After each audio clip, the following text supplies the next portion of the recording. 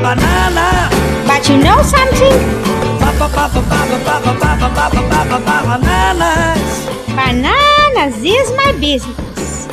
You know, I make my money with bananas. Sin embargo, parece que no hay motivo de preocupación porque el portavoz de la galería dijo que la banana es solo la idea, mientras que la obra es el certificado de autenticidad. Una colaboración con la radio Aborto.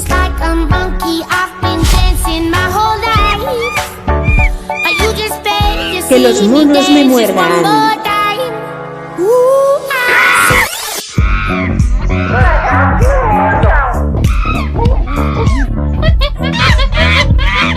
E agora vamos dar as boas-vindas às rainhas desta macacada, Mónica Calo e Silvia Raposo. Bienvenidos a Macacos me muerdan. Bienvenidos a Que los monos me muerdan, el programa sobre el origen no de especies, pero del arte. Emisión por Radio Aborto desde Madrid al mundo. Há que dizer que a emissão passa na Rádio Aborto aos sábados y nas nossas plataformas às sextas-feiras. Sí, una colaboración también con las galerías São Rafael y con las producciones Dona Moña. É verdade, e hoje temos um convidado especialíssimo. Verdade, muito especial. Queres adiantar, Mónica? Um convidado muito especial, sim. Só dizer também que poderão descobrir este convidado nas nossas plataformas, têm obrinhas acabadinhas de entrar, com fresquinhas, como se costuma dizer, e acho que vão ter muita curiosidade em descobri-lo. E estamos a falar de quem, Silvia? De quem? De quem? Tebo! Hola, boa tarde. Bienvenido. Tebo, a que los monos te muerdan, y vamos a esperar que los monos no te muerdan. Por favor. Quería comenzar por preguntar, vamos a comenzar con el inicio, creo que es lo que hace más sentido. Ajá. Tú comenzaste por el design, si no estoy equivocada. Entonces, ¿qué te llevó a este camino de alguna forma? ¿Cómo todo comenzó? Bueno, realmente yo comencé como... Bueno, lo primero, perdón, voy a hablar en castellano, en español, sí, porque no sé portugués. No pasa nada. Bueno, decir que nosotros somos un programa multilingüe, no lo dice, sí, pero bien, las personas genial. ya lo saben que es multilingüe y qué bien. Perfecto. Internacional. Sí, internacional, claro. Genial. No, empecé como solemos empezar todos y todas, pues dibujando en casa, tirado en el suelo, con pinturas. Lo único que tengo la suerte de que mi madre es pintora también, entonces, bueno, pues ya se dio de una forma bastante natural que bueno, que tenía las herramientas más a mano, digamos, ¿no? Entonces, tanto mi hermano como yo, mi hermano, por ejemplo, ha tirado más por el audiovisual y yo más he seguido un poco más, digamos, el camino de mi madre en ese sentido, pero los dos hemos tenido una conexión muy, muy pronta con la creatividad. Entonces, yo realmente siempre tuve claro que quería formarme en ese sentido. En un principio escogí diseño gráfico porque era lo que más cerca tenía para estudiar. Sí.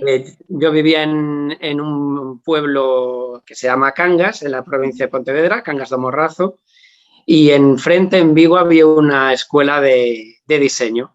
Entonces, bueno, pues hablándolo con mi padre fue como, a ver, ¿qué hago? Ya había decidido que Bellas Artes no iba a ser mi camino, no lo veía claro. Sí. Entonces me metí en esto, que era algo creativo, pero sin irme tanto por esta vida solo artística, ¿no?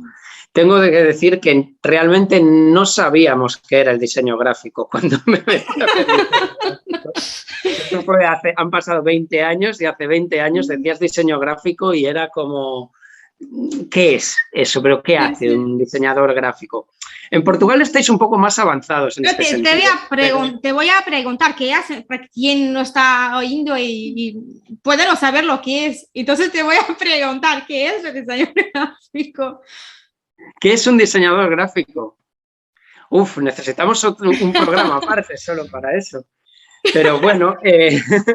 No es necesario teorizar, puede ser simple, es una respuesta muy simple. Bueno, un diseñador gráfico es alguien que comunica de forma visual, gráfica, valga la redundancia, comunica X contenidos, sean de tipo publicitario o de tipo comunicativo, didáctico, hay 1000 posibilidades, o incluso artístico. De hecho, a mí el diseño gráfico siempre es una de las 3 patas de mi actividad, ¿no? Y aunque sigo ejerciéndola como diseñador gráfico freelance, digamos, cuando estoy trabajando cuando me pongo el traje de artista, digamos, el diseño gráfico sigue estando ahí. Mi forma de concebir mi obra está fuertemente influenciada por el diseño gráfico. O sea que no solo me ha ayudado para ganarme la vida, digamos, como trabajador, sino que mi faceta más próxima a las artes plásticas, digamos, está fuertemente influenciada por los principios y los fundamentos y la forma de pensar las cosas del diseño gráfico, digamos. Por composición, creo que sí, un poco por ahí. Se nota que me gusta ordenar un poquito. Sí, esta parte más... Es interesante porque ni todos los artistas, principalmente pintores, lo prefieren así. A veces son un poco desordenados, y tú me parece que no, porque tienes ese lado muy de composición, que es un poco minimalista. ¿Te encanta? ¿Cómo descubriste esta pasión por este lado más minimalista? Es una progresión que está todavía en camino, diría, y de hecho cada vez va más. Y empieza cuando empiezas depende del camino que recorra cada artista, ¿no? Hay artistas que desde una etapa muy, muy pronta descubren cuál es su camino y profundizan en él desde el principio. En mi caso ha sido abrir un montón de caminos distintos, probar un montón de cosas distintas, y luego empezar a ver en qué me podía, digamos, especializar o qué parte podía profundizar más. Pero antes de llegar ahí he tenido que recorrer un montón de caminos distintos que eran a lo mejor cercanos o paralelos, pero que no eran exactamente eso. Pero tenía que probar y ver qué había ahí. Entonces esto te lleva a acumular muchas cosas y llega un momento en el que aprendes a quitar y empiezas en vez de sumar, a quitar y a quedarte con lo esencial. Y es ahí cuando empiezo un poco este camino hacia, de alguna forma, sí, el minimalismo, en cuanto a quererme contar, llegar a experiencias o sensaciones cada vez más grandes o más comunes o más... Que puedan llegar a más gente con los menos elementos, el menor número de elementos posibles. Y es un recorrido realmente bastante, para lo que son las trayectorias habituales de los artistas, es bastante reciente. Digamos que es un camino que empiezo a recorrer a lo mejor hace 6 años, una cosa así. Algo por el estilo. Te voy a preguntar sobre, esencialmente, tu viaje inicialmente ha comenzado entre Galicia, Madrid y Barcelona. Entonces, nos cuenta un poco cuándo decidiste te mudar o trasladar, no sé cómo se dice, trasladar para Barcelona. No, de Barcelona a Galicia, perdón. ¿Qué te llevó a esa mudanza? Mis padres, porque yo tenía 5 años. Sí, sí. Entonces, realmente no fue una decisión mía.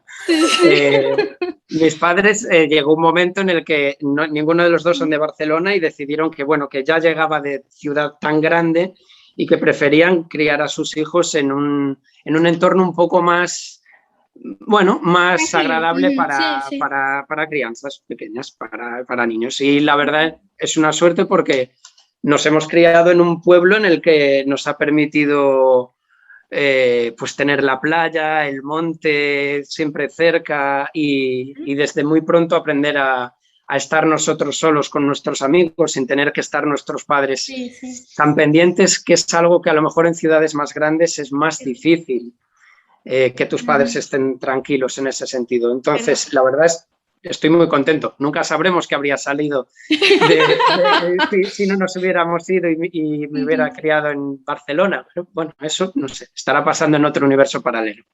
Sí, pero qué bueno que no lo sucedió, porque tal vez no fueras el artista que eres y nosotras nos encanta el artista que eres y tus obras. Por eso es importante. Qué bien que tus padres decidieran cambiar, sí. Sí, las mudanzas siguientes, los cambios siguientes ya los decidí yo, eso sí. Sí. Entonces, ya la vamos. Ya voy a preguntar cuál fue tu primera decisión en este sentido que estás... La primera mudanza para ti. Importante, digamos. Sí, la más importante, sí. No sabría decir, porque cada cambio de lugar es importante en su momento y en su propia dimensión. Entonces es un poco complicado. No me gustaría pensar en que unas son más importantes que otras. Cada uno estuvo bien en su momento. Entonces, cuando terminé de estudiar en Galicia, rápidamente decidí que me quería ir quería hacer el paso contrario, irme a vivir a ciudades más grandes, porque me encanta Galicia, pero es verdad que las ciudades son más bien pequeñas, la ciudad más grande sigue siendo una ciudad mediana o pequeña. Entonces, bueno, con 20 y pocos años, pues quieres mucha más gente y muchas más cosas. Entonces me fui a Madrid, y Madrid es una ciudad que me ha dado muchísimo, y me iba a vivir a un año y acabé viviendo 10. Entonces, bueno, es una ciudad que... De uno para 10. Estas cosas pasan, eso es así. Pero bueno, ese fue un cambio muy importante. Y luego realmente el siguiente cambio importante es cuando decido irme de Madrid, pero realmente no decido ir a vivir a otro lugar, sino que digamos que encarrilo varias residencias artísticas una detrás de otra en 2016. Entonces, ese salir de Madrid, que quieras que no, pues es salir del lugar en el que has estado viviendo los últimos 10 años, donde tienes unas dinámicas establecidas, una forma de pensar, una forma de comunicarte, de relacionarte, y pasar a el siguiente medio año, estar cambiando y pasar de la India a Bolivia, de ahí a Argentina. Quieras que no, es salir de mientras, hacer eso a la vez que estás desarrollando tu obra, es imposible que tu obra no sufra un cambio importante. Y para mí fue decisivo salir de Madrid para liberarme de ciertas cosas. Por ejemplo, yo vengo realmente del dibujo y a día de hoy sigo siendo, además de la obra que vosotras conocéis, soy ilustrador, ilustro figurativo, digamos. Sí. Entonces yo en mi obra, la que firmo como Tebo, consideraba que de alguna forma tenía que demostrar que sé dibujar, ¿no? Y librarme de eso me costó muchísimo. Me costó mucho el no tener que demostrar que sabes, porque da igual. Hay muchísima gente. Hace parte. ¿Qué más da? No es eso lo que importa es tu visión como artista, ¿no? Claro. Entonces, librarme de eso me vino muy bien, salir de Madrid y empezar a hacer estas cuestiones y de repente decir, ok, vale, lo tengo. Me pasé 2 años sin dibujar a partir de eso. Ahora he vuelto a dibujar, pero necesité 2 años de no dibujar y de centrarme en la abstracción para desarrollar toda esa vía. Entonces, bueno, son procesos que tu contexto es inevitable que te afecte. Es deseable, de hecho. Es una parte importante de tu vida también. Me dice que, ¿cómo puedo decir? ¿Cuáles son tus inspiraciones? Es muy difícil. Es difícil. Es muy difícil, pero bueno, ¿También? siempre digo que hay dos partes. Por un lado, cada vez es más difícil señalar no solo a mí, creo que nos pasa a todos, señalar cuáles son nuestras influencias, porque básicamente nos pasamos la mayor parte del tiempo con un móvil en la mano y nuestras influencias es hacer scroll y estar sometidos a un acoso constante, un cambio constante de estímulos audiovisuales muy grandes, discernir en todo eso qué es lo que realmente está afectando o está influenciándote, es muy complicado. Entonces, realmente no lo tengo tan claro. Me han influenciado muchísimos artistas, muchísimas vertientes, en contextos distintos. Es muy difícil decir. Lo que estoy seguro de que siempre me influencia es mi contexto geográfico y físico. Dónde vivo y qué está sucediendo a mi alrededor. Esa es una fuente constante de inspiración. Y luego nos podemos ir a nombres y podemos hablar de artistas que me pueden interesar más dependiendo de las épocas, ¿no? En los últimos tiempos, la Escuela de Nueva York es de lo que más me ha interesado, sobre todo Gottlieb, Rothko, cosas así. En Europa, Fontana, Burri, pero realmente creo que toda esta influencia de esos artistas me llega más bien a través de otros artistas que están en activo en la actualidad. Me fijo en ellos de una forma tan mundana y vulgar como es Instagram, no hay una cosa más. Y luego, tirando del hilo, digo, me he fijado en este, vamos a ver, lo investigas un poco y te das cuenta de, ok, era hace 50 años. Pero realmente el mes que viene podría responderte hablando de otros artistas. Y seguramente cuando acabemos esta entrevista te diga, o sea, piense, ¿cómo no he dicho no sé quién que es fundamental? Es una pregunta muy compleja y muy cambiante. Entonces, pero bueno. Es verdad. ¿Por qué es así? Diría que mi mayor influencia es el contexto. Sí, y también ahora lo que estás haciendo ahora es diferente de lo que lo hiciste el otro año o que vas a hacer el próximo año. Entonces, esa es la parte mágica del arte y es lo que me encanta porque siempre hay nuevos estímulos, nuevas influencias constantes y también hace parte de la trayectoria del artista. Y también vaya, no sé cómo se dice, enriquecer y no lo sé decir en español, perdón. Enriquecer. No sé cómo. Enriquecer el percurso artístico y el artista también, como persona, como artista. Entonces es muy importante podermos hablar, mismo que la próxima hora ya sea otro artista que te influencie y ya no pasa nada. Es probable. ¿Podrías hablar un poco del proyecto Códigos? ¿Qué es este proyecto? ¿Nos explica para quien está oyendo? El proyecto Códigos lo comencé en 2016 y realmente nace como una excusa. Yo estaba trabajando en Madrid, tenía un trabajo en el que me pagaba muy bien y me aburría muchísimo por suerte esta empresa cerró. Entonces me quedé sin trabajo y con ahorros y con ganas de irme de Madrid y centrarme un poco más en desarrollar mi obra. Entonces, una forma de desarrollar tu obra y viajar a la vez pues, es buscar residencias artísticas.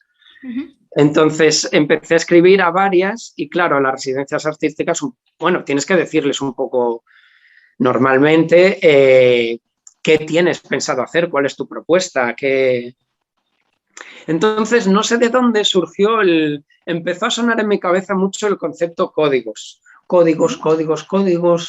como tratando de buscar algún tipo de premisas o reglas que establecer a la hora de desarrollar la obra. Y realmente, la verdad es que hice unos cuantos dossiers y los mandé diciendo, esto es una excusa, voy a hacer lo que me dé la gana cuando llegue allí. Y luego la verdad es que acabé creyéndomelo muchísimo y obsesionándome muchísimo con el concepto de códigos y acabó siendo una especie de ejercicio que hacía al llegar a los sitios según el cual yo trato de... Hay una primera fase en la que busco elementos que sean característicos de ese lugar. Sí. Pueden ser de cualquier tipo, puede ser parte del paisaje, puede ser sus medios de transporte, pueden ser su lenguaje, cualquier cosa que por lo que se hace que ese lugar sea característico. Y tomando esos elementos yo empiezo a abstraerlos, a llevarlos a la mínima expresión y a combinarlos entre ellos de forma que al final desarrollo una serie de obras que establecen lo que yo llamo código. Código de, pues por ejemplo, la primera parada que hice fue todavía dentro de España. Era en una localidad muy pequeña que se llama Encina de San Silvestre, en Salamanca. Sí, sí. Y bueno, pues trataba de reflejar un poco un lugar tan árido, que es una estepa totalmente llana en la que no hay ni montañas, ni... hay mucha piedra. Y de hecho de ahí viene un poco, ahí empiezo un poco a fijarme digamos que en este camino hacia lo minimalista me fijo mucho en...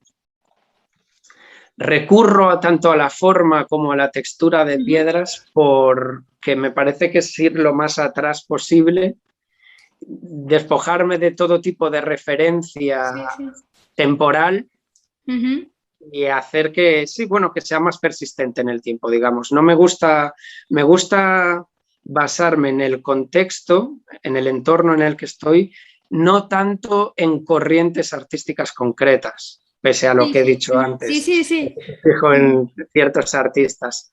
Entonces, a partir de ahí, bueno, desarrollo una serie de piezas que no tienen un significado concreto, pero que me gusta pensar que podrían funcionar como una especie de señalética de ese lugar.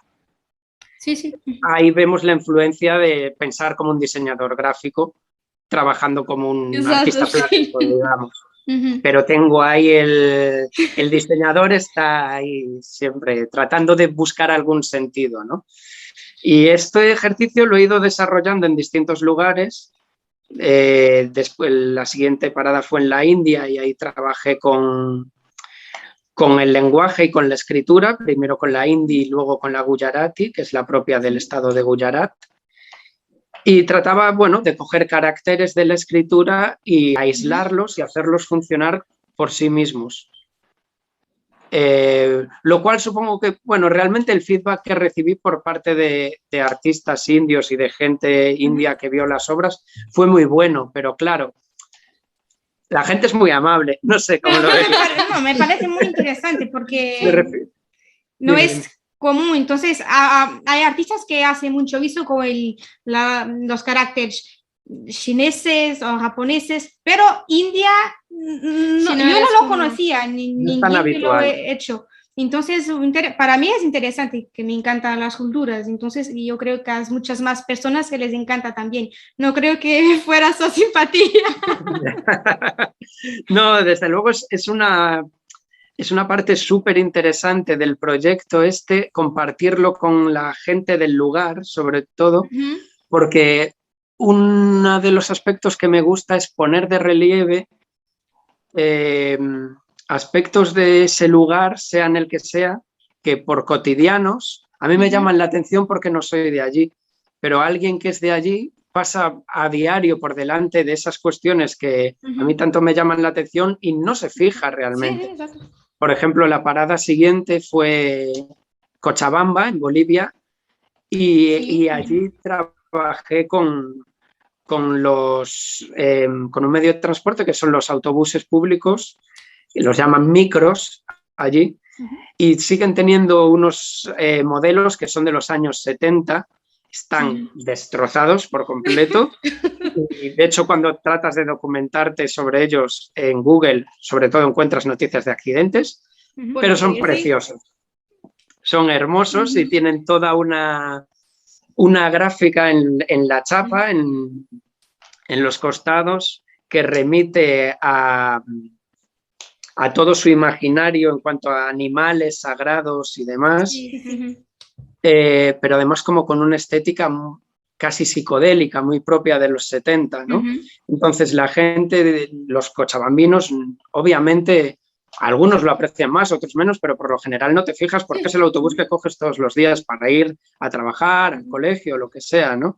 Entonces cuando alguien se basa en eso para hacer algo nuevo, gusta. De alguna forma, si no gusta, por lo menos llama la atención. Sí. Y la gente dice, caray, nunca habría pensado que se podría sacar tanto de esto cuando yo lo veo todos los días y no le hago ni caso. Seguramente mucha gente que vaya a vivir a donde yo estoy viviendo se fija en cuestiones en las que yo no me fijo y porque pasan totalmente desapercibidos. Es hábito, es siempre lo mismo un poco, ¿no? Estás a pasar en la calle todos los días, ves lo mismo, entonces no te despierta atención, pero a veces se viene otra persona de otro país, de otra localidad, vaya a reparar en cosas que son tan bellas y que no se vaya a reparar porque nosotros vivimos donde vivimos. Es lo encantador de descubrir el mundo, descubrir culturas. Y es siempre un aprendizaje constante. Creo que todos nos deberíamos hacerlo más para que también no hubiera tantos preconceptos como lo existen. Es una forma, la información, como siempre digo, es una forma de desconstruir preconceptos. Es importante. Entonces, Totalmente. siempre lo digo aquí, porque tenemos que tener información para no sermos un poco, no quiero decir, pues, un poco ciegos, porque una persona ciega no es una persona verdaderamente libre. Creo que es un poco... Totalmente. Sí, no, la información es básica para tener un criterio propio y actuar en base a ello. ¿Verdad? Te voy a... ¿Quieres preguntar? Sí, una cosa. Estabas hablando a poco de los símbolos de los autobuses, las estrellas, las aves. ¿Para ti esos símbolos adquirieron un significado diferente? No, es lo que os comentaba antes. No trato de darle un significado concreto me gusta pensar que las piezas que hago, sea en el formato que sea collage, sea serigrafía, lo que sea, pintura, o trabajando sobre madera, como estoy haciendo ahora, me gusta creer que son contenedores de conceptos en los que el espectador o la espectadora puede poner lo que quiera y lo que perciba. También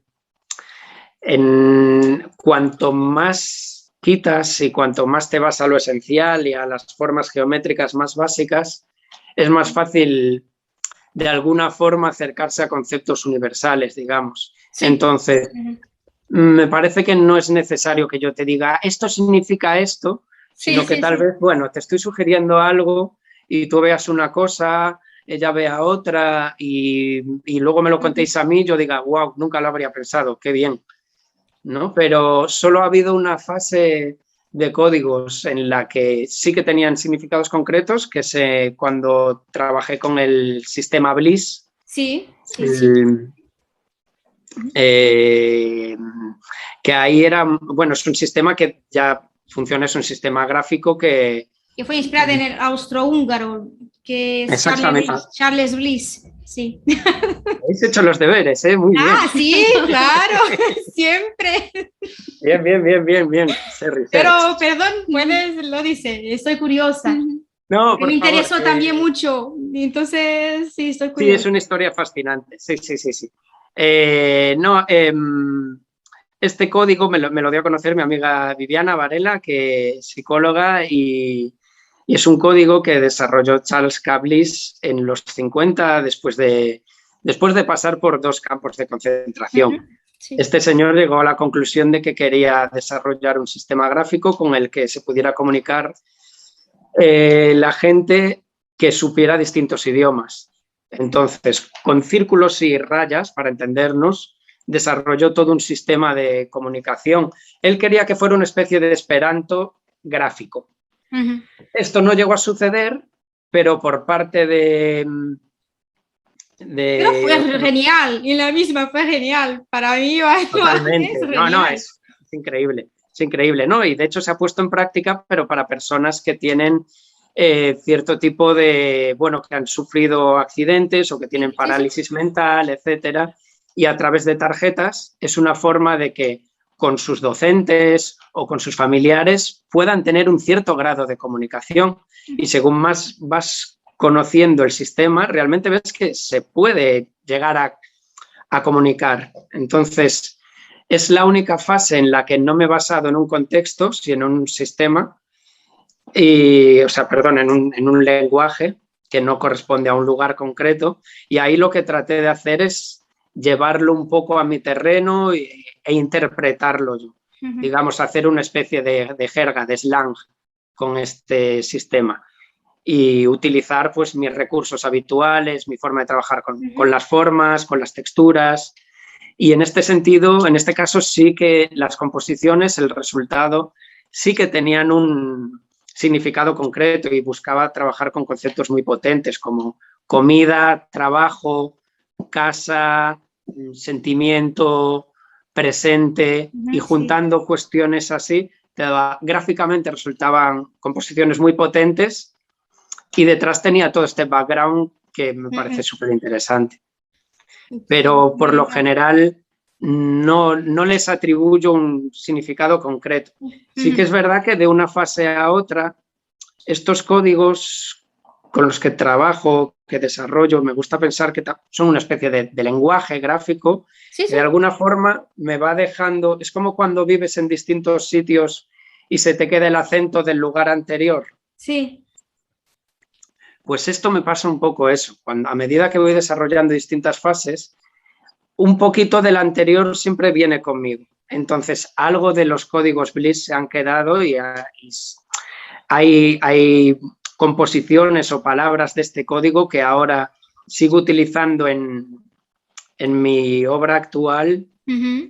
Yo ya no le atribuyo esos significados, pero de alguna forma siguen estando ahí. Ha dejado su marca de alguna forma en tu trabajo. Totalmente. Te voy a preguntar porque estoy curiosa. Estas obras que tienes atrás de ti son tuyas, ¿no? Sí. Sí. Yo te voy a desafiar si nos puedes mostrar más. Pero puede ser. Estas son madera, ¿no? Vamos a ver. Gracias. Estoy encantada. Casi las puedo ver mejor. Ven, aquí, ok. Mira, ves. Es que creo que va a ser más fácil si lo cojo en la mano. Sí. Ahora estoy trabajando este tipo de piezas que son, ¿veis? Esto, por ejemplo, ya no es códigos Bliss, pero... ¿Eres acrílico o no? No, esto es cemento pigmentado. Ah, muy interesante.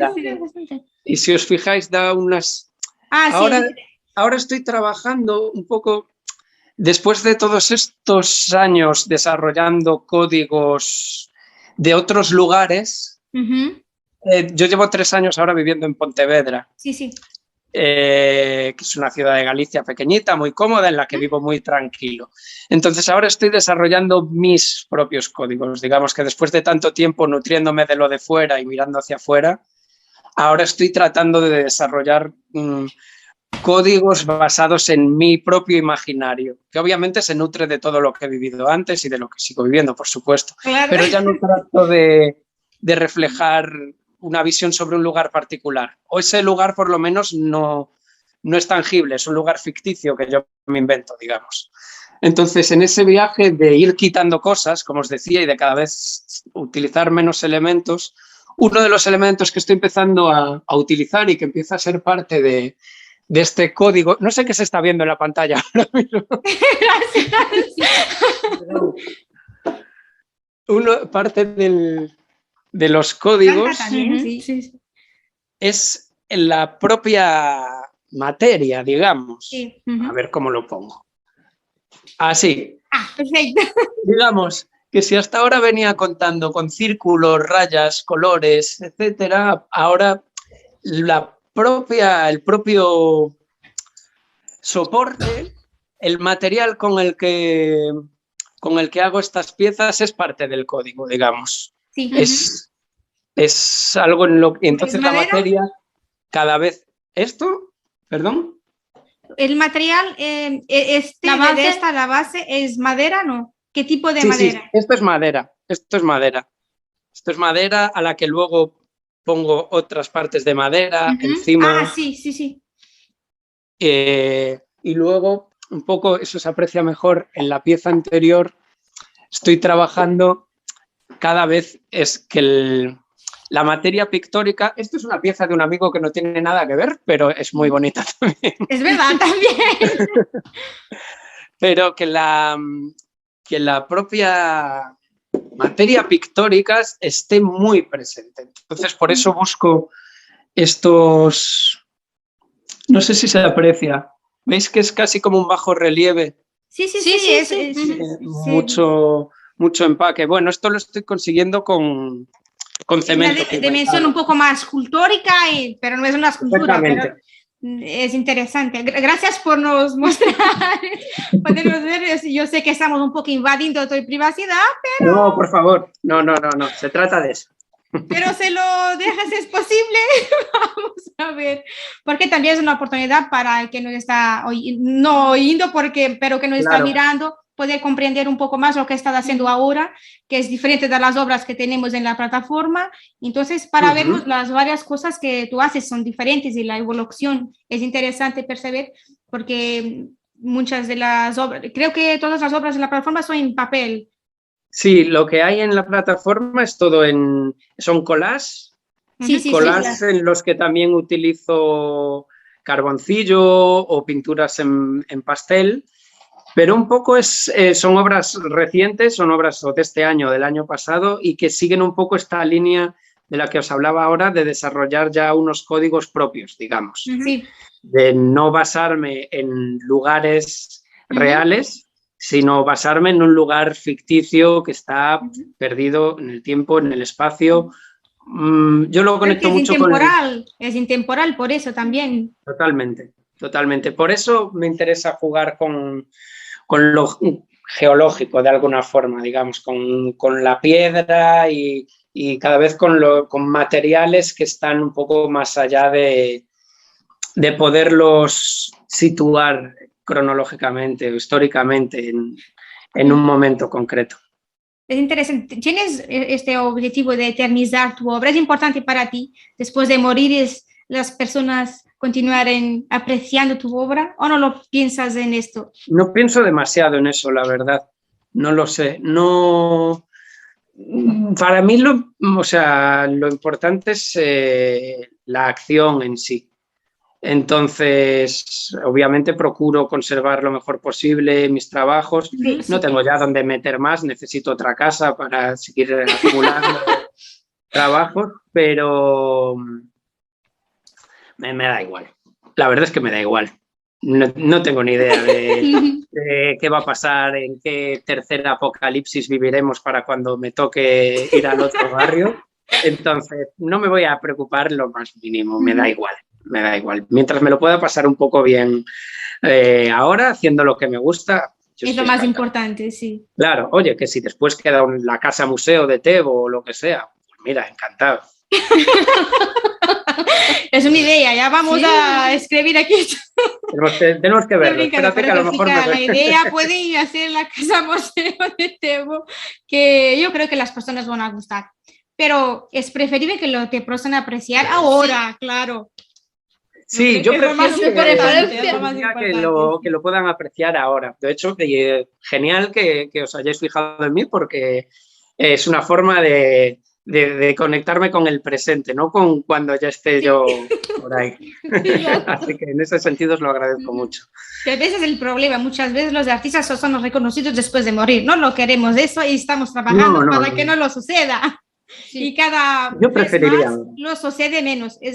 Qué bueno que sí, es importante. Y creo que todos los galeristas y los propios artistas podemos hacerlo y tenemos que hacerlo, esta lucha constante que es importante para la sociedad, porque es importante para el pensamiento, para el corazón también, las emociones, porque yo creo que arte es fundamental emocionalmente también, para el equilibrio emocional. Entonces, siempre lo digo, personas que no les gusta tanto arte, porque no lo tienen tanto tiempo, yo digo esto porque ese es un programa que es para los que les encanta artes, pero hay personas que, como decías, están en el telemóvil y a veces ven el podcast. Entonces, yo puedo hablar para estas personas, vamos a experimentar, ver un poco más, porque creo que les va a gustar descubrir más sobre Tebo, sobre los artistas, y yo creo que vamos siempre a crecer con esto, con esta aprendizaje constante. Solo decir esto. Siempre estoy Por supuesto, llamando no, a no, no. pedir de las personas. Muy bien dicho. Tebo, te iba a preguntar, un poco estamos hablando de las obras que estaban en nuestra plataforma y te iba a preguntar, ¿qué serie es esta de indicación postvacacional? ¿Nos explica un poco Sí. cómo ha surgido?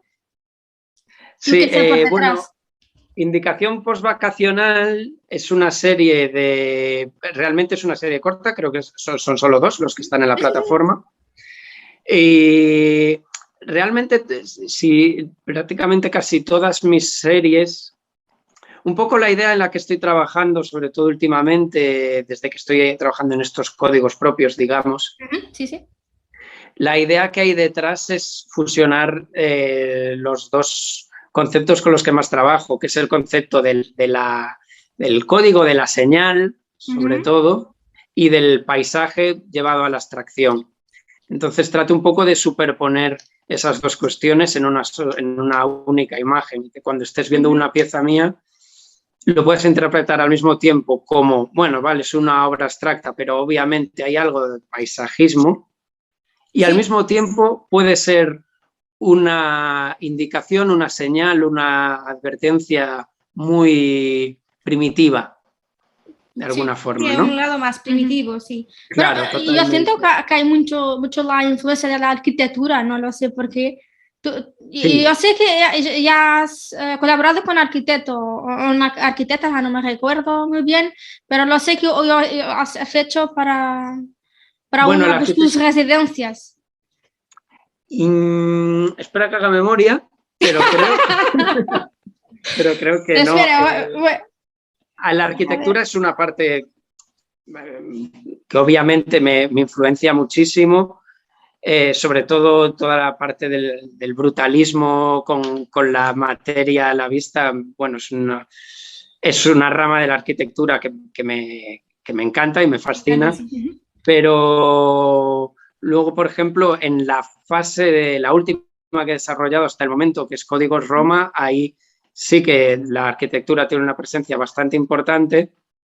Bueno, también en Códigos Buenos Aires también tenía una influencia muy importante. Y colaborar directamente, bueno, es que no sé exactamente lo que has visto, pero sí que es verdad que hay una figura que es muy importante para mí a nivel personal y profesional, que es un amigo romano, que es arquitecto, Antonio Stella Richter, que es una persona con la que he compartido mucho a lo largo de los años, nos conocemos muy bien, hemos vivido juntos, hemos compartido muchísimas cosas. Y conoce muy bien mi trabajo y de hecho está comisariando la que va a ser mi próxima exposición individual, que se inaugura el 9 de octubre en un estudio de arquitectura. El 9 de octubre vamos a dibujar, como ves. No sé de dónde ha salido, o sea, en qué estabas pensando concretamente, pero sí, la arquitectura es un elemento que está presente y que me influencia y que obviamente me enriquece y que, como os decía, tengo una persona muy, muy cercana que viene de ahí y con la que ahora estoy trabajando muy estrechamente porque me está ayudando a llevar esta muestra, me está forzando a llevar a otro nivel las cosas y a profundizar un poco más en mi práctica, digamos. Sí. Es un desafío y un buen desafío, sí. Totalmente. Yo creo que debemos siempre aceptar los buenos desafíos. Yo creo que sí. Entonces Silvia ya estaba, y ella no sabía que estábamos haciendo esta exposición ahora el 9 de octubre, pero ella estaba, es una previsión. Sí. Algo sabía Silvia. Sí, que algo le dice, tienes que hablar de esto, y él habló.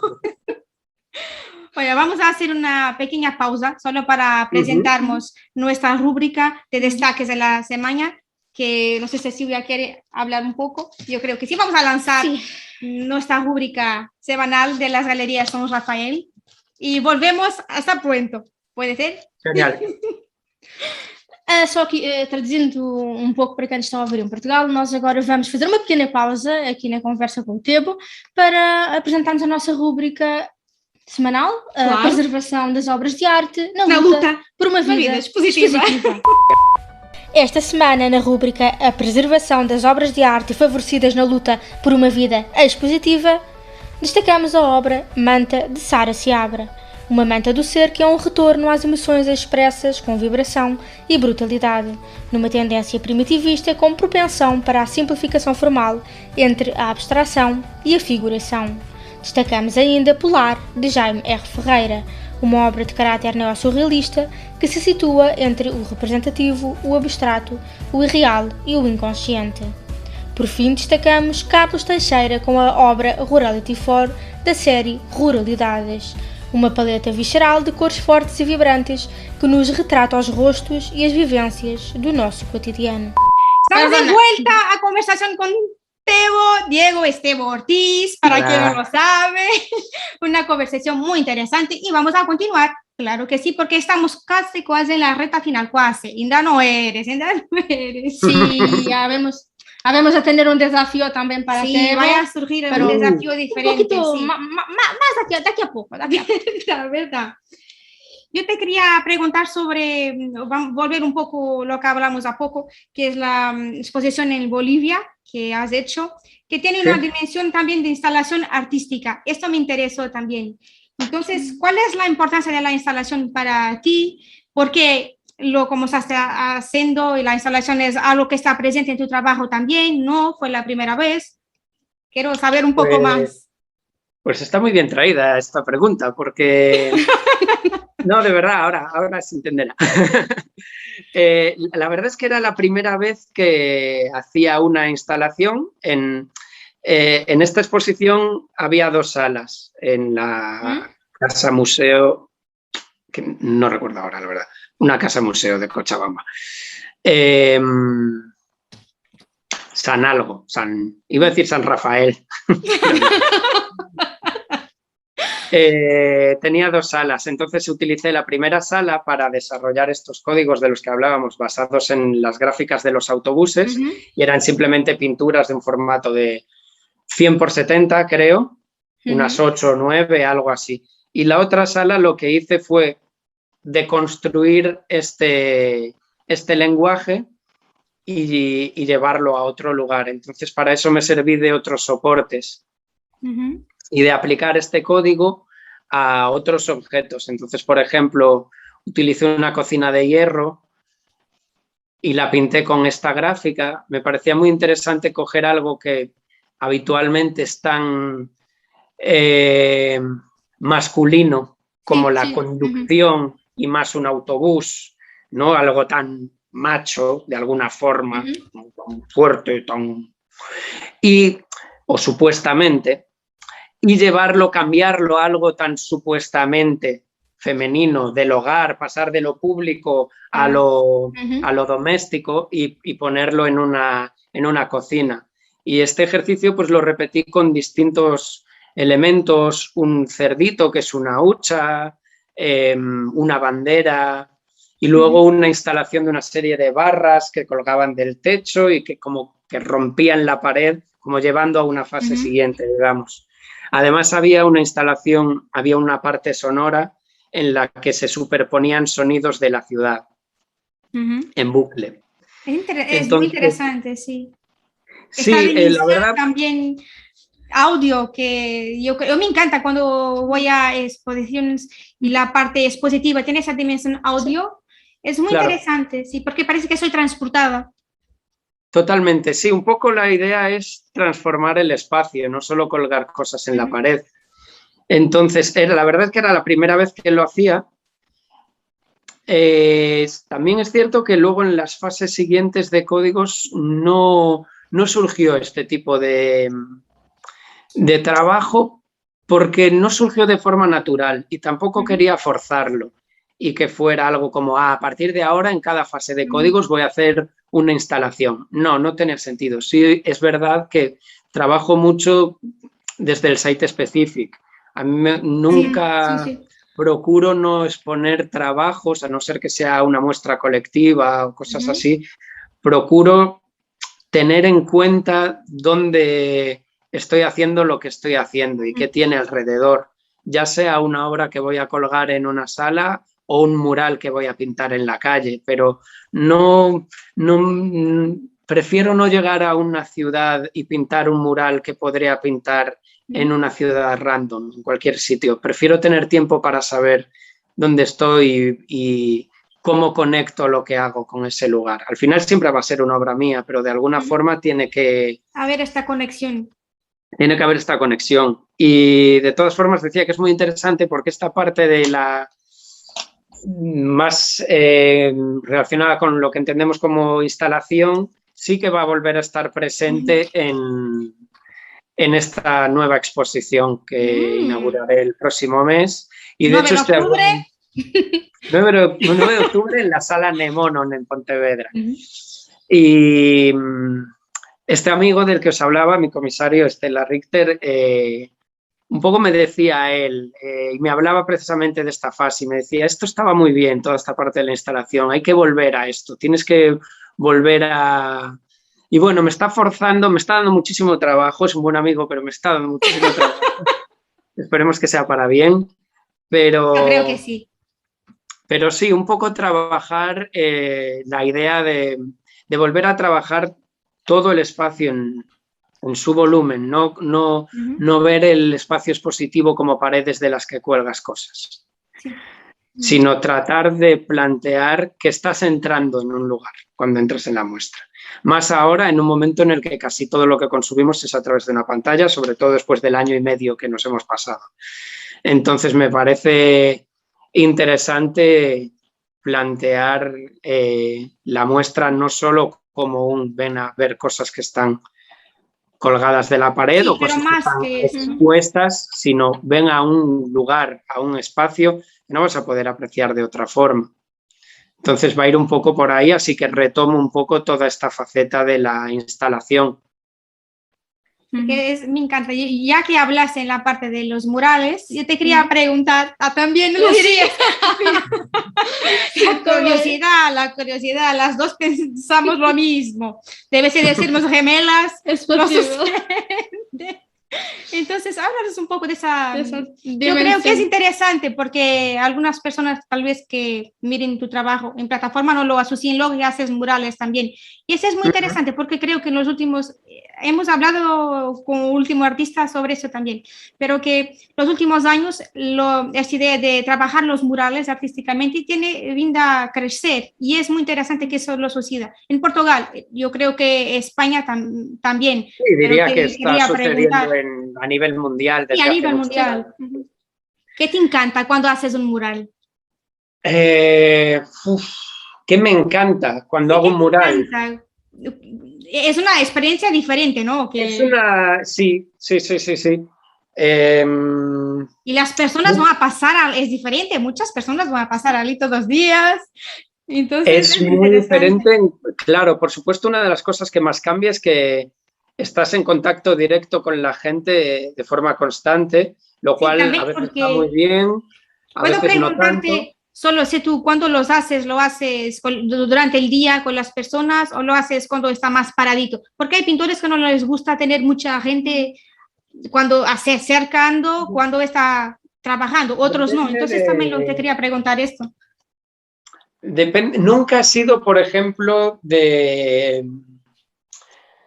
nunca ha sido un artista urbano, digamos, furtivo, de llegar, pintar rápido e ir. Sí. Algunas veces, depende, algunas veces lo hago si por lo que sea veo algo, un sitio en el que puedo hacer algo sencillo, muy rápido, que va a ser sin permiso, pero que tengo que hacerlo porque es el site específico, es perfecto para ir.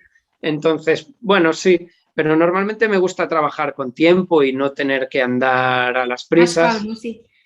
Entonces, de todas formas, una hora muy buena para trabajar es a la hora de comer. Claro, sí, es bastante. No parece que sea ilegal lo que estás haciendo, porque lo estás haciendo a plena luz del día, pero está tranquilito, hay poca gente y te dejan tranquilo, sea legal o no. Entonces, yo recomiendo salir a pintar a la hora de comer. Una dica. es Ya un buen saben, momento. puede salir, hora de comer es la mejor hora para pintar. Por hablar en recomendaciones, ¿qué recomendarías a alguien a algún artista que esté se iniciando en esta área? ¿En cuál? ¿En el muralismo en concreto o en general como En artista? general, en general. En general. La verdad me cuesta mucho dar consejos y no sé realmente qué le podría aportar. Y además ahora los chicos y las chicas vienen súper preparados, tienen mucha También más es verdad. formación de la que teníamos antes. Viene muchísimo talento de una forma abrumadora. Entonces, ¿qué le podría...? Que no finja, le diría. Sí. Que no finja ser algo que no es. Que no trate de ocultar cosas. Que si hace algo mal, esté presente en su obra. Y que no... Bueno, que no le importe a lo mejor no formar parte de grandes tendencias o de las tendencias más candentes que hay en el momento, porque si no es tu rollo, no es tu rollo. Yo, por ejemplo, hablando de todo esto de pintar en la calle y demás, obviamente pues empecé con amigos que hacían graffiti, porque además cuando empecé es cuando había todo el boom del graffiti y si no pintabas ahora ya se ha pasado, pero si no pintabas con spray, parecías, ¿qué eres? Diego Rivera pintando murales. Claro, era una cosa como totalmente pasada, ¿no? Ahora ya no es así, ya se ha abierto un poco el rango en este sentido, ¿no? Pero yo rápidamente me di cuenta de que el spray en sí podía ser una herramienta útil e interesante para mí por lo rápida, lo práctica que es, lo cómoda de transportar, etcétera, pero que no era mi rollo.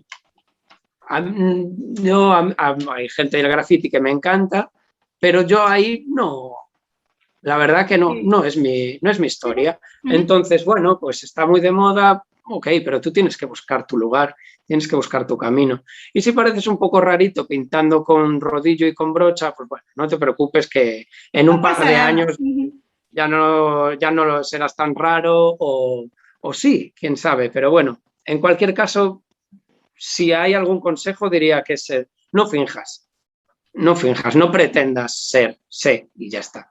Yo creo que es un gran consejo porque las personas a veces son un poco presionadas, se sienten presionadas y tienden a seguir las modas, las tendencias. Sí, principalmente que ha salido de las escuelas de artes. Sí, tiene una presión que sale de las escuelas de artes, tiene que seguir lo que está en la moda, tiene que hacer aquello, tiene que dar pruebas. No, las pruebas Todos que tenemos que dar es las nuestras propias pruebas para nosotros mismos, entonces creo que es importante, pero cuando las personas son jóvenes, a veces están un poco perdidas, encontrando, y este consejo es muy importante, yo creo que sí, no fingir. Quiero decir también que esto es totalmente compatible con copiar. Sí, también. Está bien copiar todo lo que queráis, está bien, fuchila, copia, no pasa nada, el caso es hacer, trabaja, haz y irás llegando a tu... llámale estilo, llámale visión, llámale como quieras. Es compatible con lo que acabo de decir, aunque parezca que es totalmente contradictorio. Pero no, sobre todo lo que es, creo que puedes copiar, pero no fingir. Creo que son cosas distintas. Pero sí, la presión a la que no solo los jóvenes, todos estamos sometidos a una presión increíble y todos estamos deseando resultados inmediatos, muy enganchados a las redes sociales, muy pendientes de que si este post me ha dado más likes, que si este menos, quién me ha hecho un unfollow, cosas así, ¿no? Que es como realmente muy tonto y hay que tratar de separarse un poquito de eso. Las redes son muy útiles, pero bueno, hay que mantenerlas un poquito a raya en ese sentido. Es interesante que digas que las personas no deben tener miedo de copiar, porque es verdad, todos nosotros copiar en lo bueno sentido, porque yo creo que hay un buen sentido. Entonces, porque todos nosotros aprendemos por imitación desde pequeños. Entonces, la mejor forma de aprender rápido es la imitación. Pero después nosotros vamos a descubriendo nuestro propio estilo en la imitación. Deja de ser la copia y pasa a ser algo personal. Y creo que era eso que estabas diciendo. Y muchas veces los artistas no lo dicen. Lo piensan, pero no lo dicen. Es importante decir, sí. Yo creo que hemos llegado al Ah, desafío. sí, yo estaba tan... Ah, se me había Porque olvidado. ya el estamos en desafío. la recta final. Oh, bueno, no seáis muy malos, rápido. por favor. Vamos al se acabó la morada. Vamos jogar ao acabou-se a macacada, que é como que diz o fim da macacada agora. Yo voy a traducir ahora para ti, para lo que lo comprendas. Tenemos un desafío todas las semanas para nuestros invitados, que es lo siguiente. Te vamos a hacer 2 preguntas y tienes que acertar las respuestas. Creo que hasta aquí es fácil. No. Acertar la respuesta, o sea, hay un... Y ya calma, hay te respuesta y- voy a explicar. Te voy a hacer 2 preguntas. Entonces, si las aciertas, perfecto, qué bueno que aciertas. Genial. Pero si no lo aciertas, tenemos este desafío, que tienes que hacer una obra, lo que quieras, diseño, collage, lo que quieras, a partir de una banana, Un plátano. un plátano. Ok. Entonces, ese es el desafío. Ya ¿En tenemos- directo la tengo que hacer? No, puedes hacer cuando lo quieras y lo próximo programa vamos a mostrar aquí al vivo. Entonces, hoy vamos a mostrar el plátano de último artista que erró una de las Me preguntas. parece genial. Yo creo que aunque acierte, lo hago igual el desafío, me gusta. Dale. Ah, muy bien. Qué bueno, porque queremos esta obra genial, fue el plátano. No lo aciertas el desafío. Por supuesto. Ah, vamos a esto. Entonces, dale, Silvia. Primera cuestión. El cuadrado negro es una obra que, opción 1, el artista Malevich lo creó en 1918, llamándolo el cero de las formas, y que representa un agujero negro que se traga todas las formas reales y irreales de la naturaleza, presentándose como una representación de la forma y no como una sensación. Opción 2. El artista Pavel Mansurov concebió en 1913 y pintó en 1915, en pleno apogeo de la Primera Guerra Mundial, representando la oscuridad dentro de él. Es de Malevich. Calma, tienes que oír hasta el fin. Son 4 respuestas. 4 después. 4 opciones de respuesta. Calma, tienes que... Opción 3.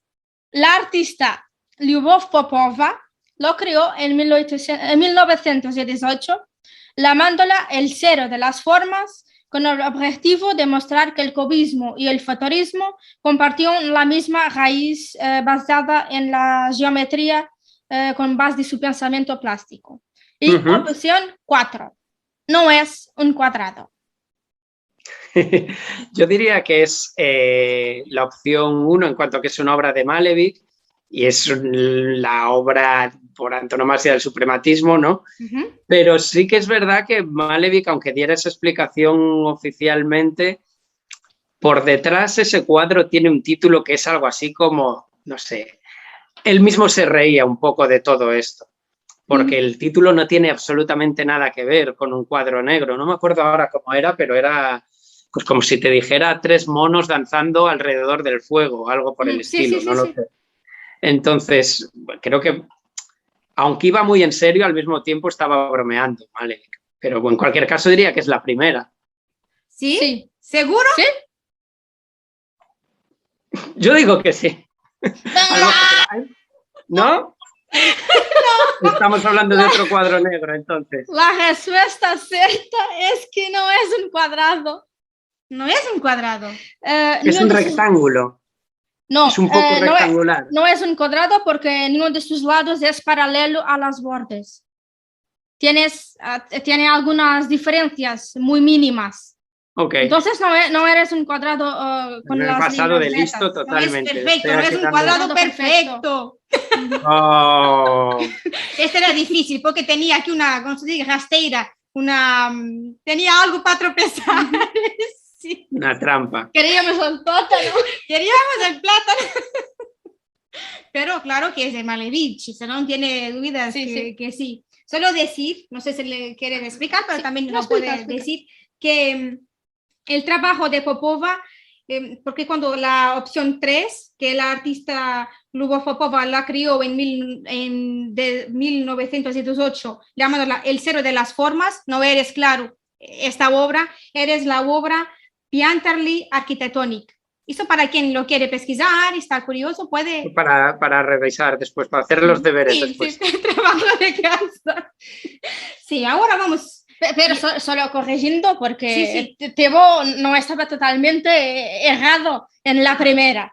Pero sí, Malevich lo ha criado, pero él miraba la obra como una sensación y no como una representación de la forma. Pues,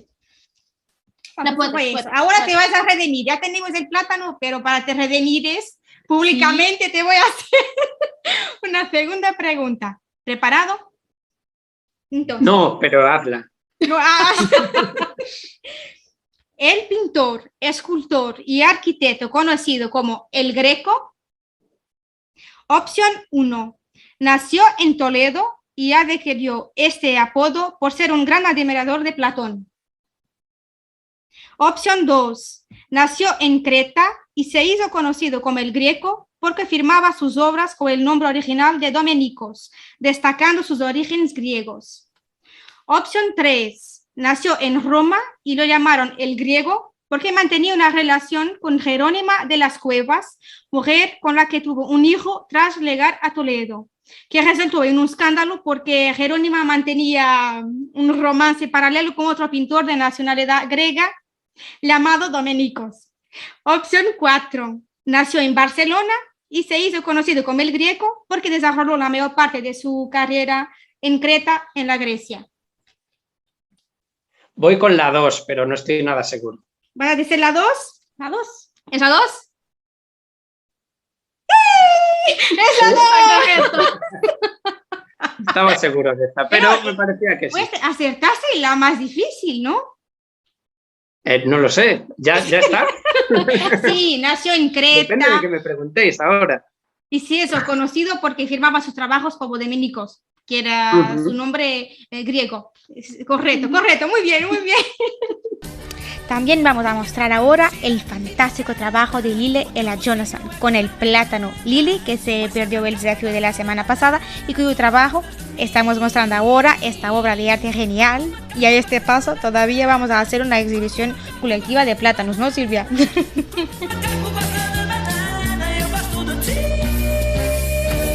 Muchas gracias, Diego, porque estamos mismo terminando, tiene que ser, no lo queríamos, pero tiene que ser porque tenemos el horario para cumplir.